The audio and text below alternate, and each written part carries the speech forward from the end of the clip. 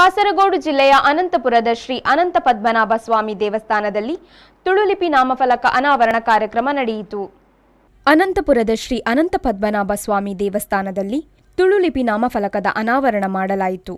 ದೇವಸ್ಥಾನದ ತುಳುಲಿಪಿ ನಾಮಫಲಕದ ಉದ್ಘಾಟನೆಯನ್ನು ಅನಂತಪುರ ಕ್ಷೇತ್ರದ ಆಡಳಿತ ಮುಖ್ಯಸ್ಥರಾದ ಉದಯ್ ಕುಮಾರ್ ಗಟ್ಟಿ ಇವರು ನೆರವೇರಿಸಿದರು. ಕಾರ್ಯಕ್ರಮಕ್ಕೆ ಜೈ ತುಳುನಾಡು ಸಂಘಟನೆಯ ಉಪಾಧ್ಯಕ್ಷರಾದ ಹರಿಕಾಂತ್ ಸಾಲ್ಯಾನ್ ಕಾಸರಗೋಡು ಇವರು ಅಧ್ಯಕ್ಷತೆ ವಹಿಸಿದ್ದರು.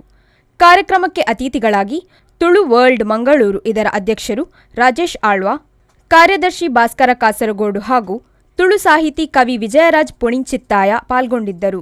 ಕಾರ್ಯಕ್ರಮಕ್ಕೆ ಜೈ ತುಳುನಾಡು ಕಾಸರಗೋಡು ಘಟಕದ ಕಾರ್ಯದರ್ಶಿ ಕಾರ್ತಿಕ್ ಕೆಎನ್ ಸ್ವಾಗತವನ್ನು ಮಾಡಿದರು.